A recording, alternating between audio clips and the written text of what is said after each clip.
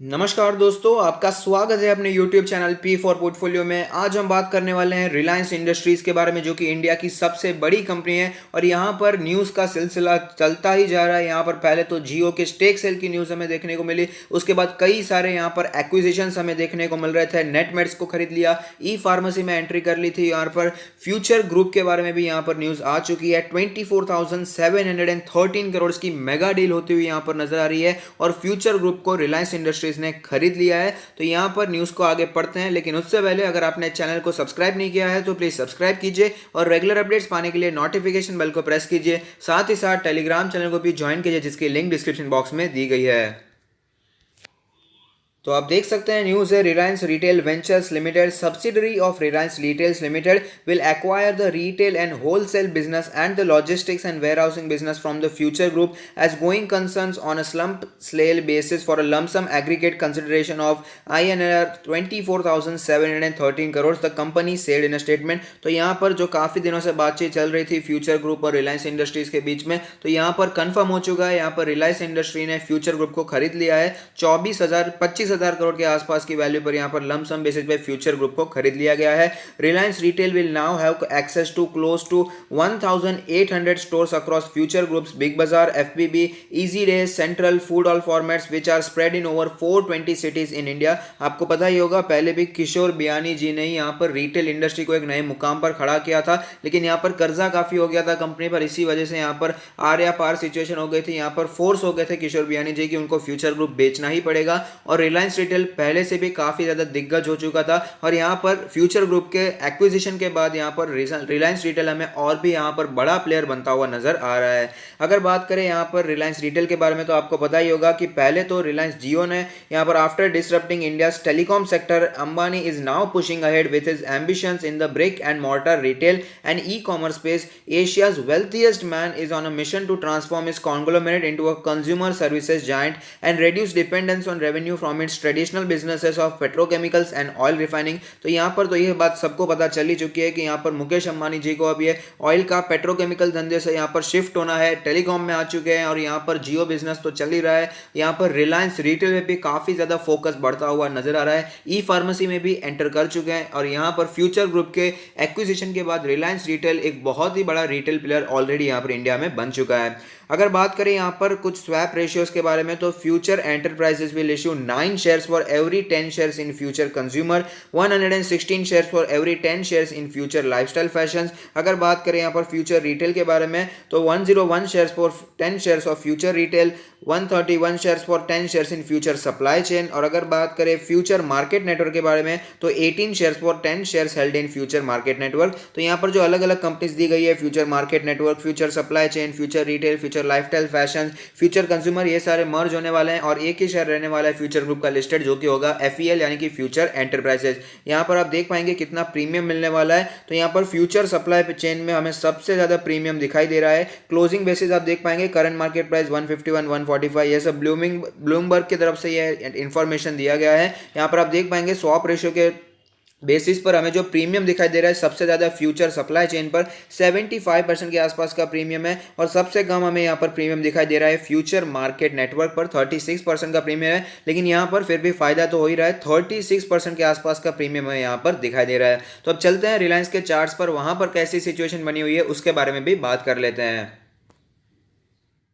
तो आप देख सकते हैं मार्केट में जब भयंकर गिरावट बनी हुई थी उसके बाद तो यहाँ पर रिकवरी तो देखने को मिल ही चुकी है। पुराने जो लेवल्स थे उन लेवल को कहीं ज़्यादा ऊपर ये निकल चुका है, काफ़ी ज़्यादा ऊपर स्टॉक हमें जाता हुआ नजर आ रहा है। 2200 के आसपास इसने अपना ऑल टाइम हाई भी बनाया और फिलहाल ऑल टाइम हाई के आसपास स्टॉक ट्रेड कर रहा है। 2116 के आसपास स्टॉक ट्रेड करता हुआ नजर आता है। आप देख पाएंगे यहाँ पर सारे मूविंग एवरेज के ऊपर फिलहाल स्टॉक ट्रेड कर रहा है। अगर बात करें इंडिकेटर्स के बारे में, तो RSI का नंबर कैलकुलेट होकर आता है 56.68। यहाँ पर RSI काफ़ी समय के बाद हमें वीक होता हुआ नजर आ रहा है। जून के महीने में, मई के महीने में हमें इसी लेवल के आसपास RSI देखने को मिला था, उसके बाद हमें तेजी बरकरार रहती हुई नजर आ रही थी, लेकिन थोड़ी सी वीकनेस हमें RSI में फिलहाल देखने को मिल रही है। अगर बात करें यहाँ पर इसके मनी फ्लो इंडेक्स के बारे में, तो आप देख पाएंगे मनी फ्लो इंडेक्स का नंबर कैलकुलेट होकर आता है 49.21। हम कह सकते हैं कि ज्यादा वीक भी नहीं है, ज्यादा स्ट्रांग भी नहीं है, यहाँ पर न्यूट्रल टू स्ट्रेंथ कंडीशन हमें यहाँ पर दिखाई देती है। MACD के बारे में बात करें तो आप देख पाएंगे MACD में जो फिलहाल क्रॉसओवर चलता हुआ नजर आ रहा है, बियरिश क्रॉसओवर हमें हमें देखने को मिल रहा है, थोड़ी सी गिरावट भी हमें इसमें स्टॉक में देखने को मिल रही है, थोड़ी सी वीकनेस स्टॉक में हमें देखने को मिली थी, लेकिन इस न्यूज़ के बाद अगर हमें तेजी देखने को मिलती है तो ज़्यादा सरप्राइज भी नहीं होना चाहिए। अगर बात करें बॉलिंजर बैंड के बारे में तो आप देख पाएंगे यहाँ पर बॉलिंजर बैंड काफ़ी ज़्यादा स्क्वीज होता हुआ नजर आता है, यानी कि जो इसका स्टैंडर्ड डिविएशन है काफ़ी ज़्यादा कम होता हुआ नजर आ रहा है। अपर बैंड है 2173 के आसपास का लेवल, मीडियन के आसपास से स्टॉक ट्रेड और कर रहा है। अगर बात करें यहाँ पर लोअर बैंड के बारे में तो वो है 2051 के आसपास का लेवल। अब बात कर लेते हैं पिवट पॉइंट्स के बारे में, तो आप देख पाएंगे पिवट लेवल कैलकुलेट होकर आता है 1991 के आसपास का लेवल, जिससे स्टॉक ऊपर ही ट्रेड कर रहा है। रेजिस्टेंस की बात करें तो यहाँ पर 2274 के आसपास का रेजिस्टेंस हमें दिखाई देता है। इससे भी नीचे जाए तो यहाँ पर एक बार सपोर्ट्स के बारे में भी जान लेते हैं, तो यहाँ पर 1783 का सपोर्ट भी हमें दिखाई दे रहा है। अब चलते हैं ऑल टाइम चार्ट पर, जहाँ पर एक कैंडल 1 मंथ को रिप्रेजेंट करेगी, जिससे हमें पता चलेगा स्टॉक ने कैसी मूवमेंट हमें बना कर दिया है। तो आप देख सकते हैं कि हमें यहाँ पर धमाकेदार तेजी देखने को मिल रही है, लेकिन एक सोचने वाली बात है, आप देख पाएंगे 2010 से करके 2016 तक इन 6 सालों में यहाँ पर कुछ भी ज़्यादा मूवमेंट हमें देखने को नहीं मिला था। जो रियल तेजी हमें देखने को मिली थी वो 2017 के बाद ही देखने को मिली थी, जब जियो का आगमन यहाँ पर हुआ था। तो यहाँ पर मुकेश अंबानी जी की भी पूरी कोशिश लगी हुई है कि पेट्रोकेमिकल, ऑयल एंड रिफाइनिंग से शिफ्ट होकर यहाँ पर टेलीकॉम बिजनेस में एंटर करना है, यहाँ पर रिटेल सेगमेंट में अपना पाँव जमाना है, और उसी को लेकर यहाँ पर फ्यूचर ग्रुप का एक्विजिशन भी हो चुका है। नेटमेड्स यानी कि ई फार्मेसी भी यहाँ पर एंटर कर चुके हैं। अलग अलग एक्विजिशन हमें यहाँ पर देखने को मिल रही हैं। तो भयंकर तेजी हमें जो देखने को मिल रही है स्टॉक में, वो ऑयल एंड केमिकल या फिर पेट्रोकेमिकल की वजह से नहीं है, क्योंकि आप देख पाएंगे जब वो सिर्फ और सिर्फ ऑयल, रिफाइनिंग, पेट्रोकेमिकल में ट्रेड कर रहे थे तब ज्यादा तेजी स्टॉक में भी नहीं बनी हुई थी। जो तेजी हमें देखने को मिल रही है वो 2017 के बाद ही देखने को मिल रही है, जियो के आगमन के बाद ही हमें यह तेजी देखने को मिल रही है। और यहाँ पर जो स्टॉक ने ऑल टाइम हाई बनाया है मार्च की गिरावट के बाद, उसके पीछे का जियो का ही हाथ है। लेकिन अब यहां पर फोकस जियो से शिफ्ट होकर यहां पर रिलायंस रिटेल पे आता हुआ नजर आ रहा है। अब मुकेश अंबानी जी का फोकस रिलायंस रिटेल पे ज्यादा है, ऐसा मुझे लगता है। आपकी क्या राय है कमेंट बॉक्स में जरूर बताइएगा। जब यहां पर जियो में स्टेक सेल की बातें चल रही थी तो ऐसा लग रहा था कि रिलायंस रिटेल को साइड में रखा जा रहा है, और जब एजीएम हुआ था वहां पर भी ऐसा ही लग रहा था कि जियो को ही फोकस पे रखा जा रहा है। रिलायंस रिटेल के बारे में, ऑयल एंड केमिकल के बारे में, पेट्रोकेमिकल के बारे में बातें नहीं हो रही थी। लेकिन यहां पर फिलहाल की सिचुएशन को देखकर ऐसा लगता है कि रिलायंस रिटेल पर भी फोकस बना हुआ है, और यहां पर रिलायंस रिटेल को भी काफी ज्यादा नए मुकाम पर यहां पर ले जाने की पूरी कोशिश की जा रही है। तो ऐसे में पोजीशन बनाकर रखिए तो क्या करना चाहिए, तो ये स्टॉक लॉस में बुक करने वाला तो बिल्कुल ही नहीं है। इंडिया की सबसे दिग्गज कंपनी है, तो यहां पर तो आपको बिल्कुल भी लॉस बुक नहीं करना चाहिए। और अगर आपने नीचे पोजीशन बनाकर रखी है, प्रॉफिट में चल रहे हैं, तो बने रहिए। स्टॉक धमाकेदार है। यहां पर हमें जो एक्विजिशंस देखने को मिल रहे हैं, जो एग्रेसिव तरीके से मुकेश अंबानी जी आगे बढ़ते हुए नजर आ रहे हैं, जो यहाँ पर एक्सपांशन के प्लान्स दिखाई दे रहे हैं, ऐसे प्लान्स बहुत ही कम कंपनीज में दिखाई देते हैं। तो यहाँ पर आपको नो डाउट बने रहना चाहिए। और अगर बात करें यहाँ पर फ्रेश पोजीशन के बारे में, तो यहाँ पर आप देख पाएंगे 20 डेज का जो ये येलो लाइन कैलकुलेट होकर आती है, उसी के आसपास स्टॉक बार बार सपोर्ट लेता है, और वहां से हमें वापस तेजी कंटिन्यू रहती हुई भी नजर आती है। तो यहाँ पर फिलहाल स्टॉक 20 डेज के ईएमए के आसपास ही सपोर्ट लेता हुआ नजर आ रहा है, और आप देख पाएंगे फिलहाल स्टॉक उसी लेवल के आसपास ट्रेड करता हुआ नजर आता है।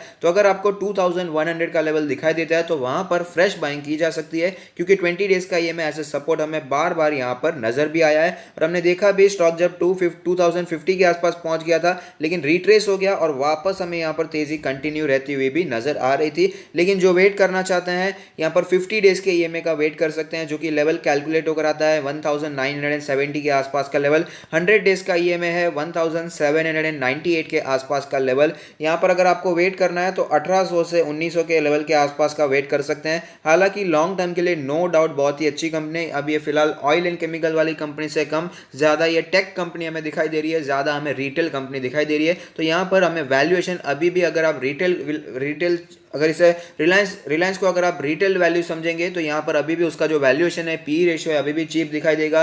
अगर आप इसे टेलीकॉम सेक्टर का समझेंगे यानी कि टेक कंपनी का समझेंगे तो भी आपको यहाँ पर वैल्यूएशन चीप दिखाई देगा। तो अगर आप लॉन्ग टर्म के लिए पोजीशन बनाना चाहते हैं तो बिंदास यहाँ पर पोजीशन बना सकते हैं। और लेवल्स भी मैंने आपको बता दिए हैं, कौन से लेवल पर लेना है ये तो आपका डिसीजन रहेगा। लेकिन अगर आपको ये वीडियो पसंद आता है तो लाइक कीजिए, शेयर कीजिए, कमेंट कीजिए, सब्सक्राइब कीजिए और मुझे मोटिवेट कीजिए। Thank you. Stay happy, happy investing.